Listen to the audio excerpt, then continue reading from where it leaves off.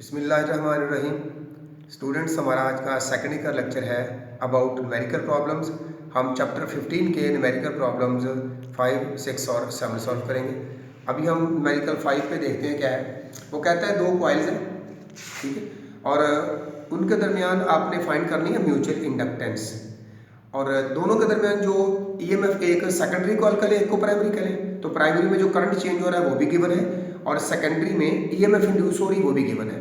तो कहता है what is the mutual inductance of two coils.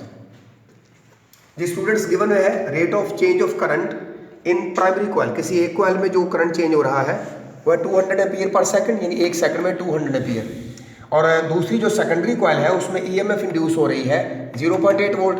कहता है दोनों कॉइल की म्यूचुअल इंडक्टेंस क्या है।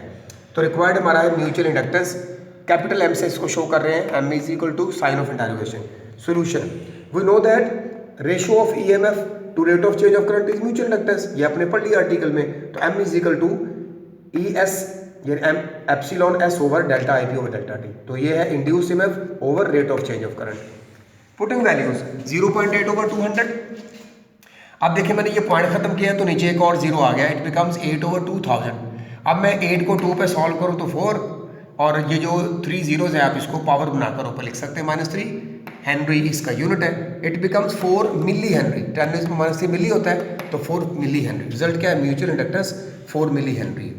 न्यूमेरिकल 15.7 जो हमारे स्मार्ट सिलेबस में शामिल है, इसमें कहता है एक आपके पास सिंगल सॉलिनॉइड है, उसमें नंबर ऑफ टर्न्स है 250 और उसकी सेल्फ इंडक्टेंस है 2.4 मिली हेनरी।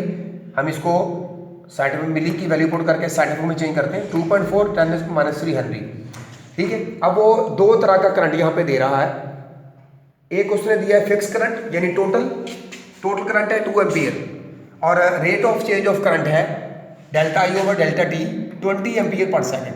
अब टोटल करंट को यूज करते हुए वो कहता है फाइंड टोटल फ्लक्स, और rate of change of current को यूज करके हम फाइंड करेंगे इंड्यूस ईएमएफ। तो हमारे रिक्वायर्ड यहाँ पे दो हैं, टोटल फ्लक्स फाई और इंड्यूस्ड ईएमएफ एप्सिलॉन, ठीक है।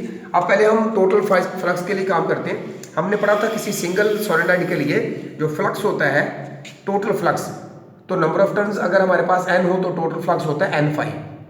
ये प्रोपोर्शन होता है टोटल करंट के और इक्वल होता है inductance into L, self inductance in, ये कांस्टेंट है। वैसे तो प्रोपोर्शनलिटी होती है, जहां से आपने ये आर्टिकल हमने सेल्फ इंड्यूस ईएमएफ जो हमने पढ़ी थी, सेल्फ इंडक्शन का आर्टिकल आपने पढ़ा, वहां से हमने ये फार्मूला लिया है n फाई इक्वल एल आई।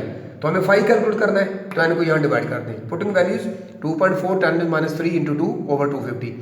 देखिए बच्चों, मैंने यहाँ पे इस 24 को डायरेक्ट 2 से मल्टीप्लाई किया है 2.4 को, तो आपके पास यहाँ क्या आ जाता है, ये बन जाता है 8.4।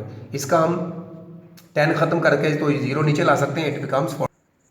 तो बॉयज जब हम इस 2.4 का ना ये पॉइंट खत्म करें तो ये 0 नीचे आ जाएगा, तो 24 को 2 से मल्टीप्लाई कर लें, इट बिकम्स 48। तो 48 ओवर 2500। अब देखिए इसको मैंने यहाँ लिख दिया है 48 इंटू 10⁻³ ओवर 2500।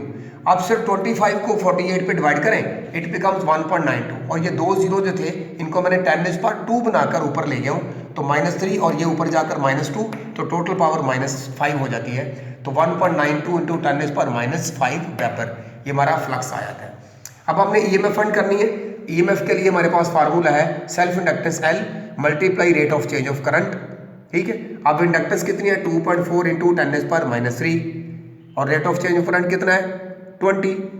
तो अब देखिए मैंने 20 को डायरेक्ट 2.4 से मल्टीप्लाई किया, तो ये पॉइंट जो है वो इस 10 को खत्म करेगा, और 24 को 2 से मल्टीप्लाई करेंगे, इट बिकम 48 इंटू 10⁻³ वोल्ट। तो इसको आप मिली लिख सकते हैं, लिखना चाहते हैं तो 48 मिली वोल्ट, ये हमारे पास आंसर आ गया। तो हमारे पास रिजल्ट क्या है, टोटल फ्लक्स है 1.92 10⁻⁵ वेबर और इंड्यूस ईएमएफ है 48 मिली वोल्ट। तो रिजल्ट पेपर में लिख दे तो ज़्यादा बेहतर होता है।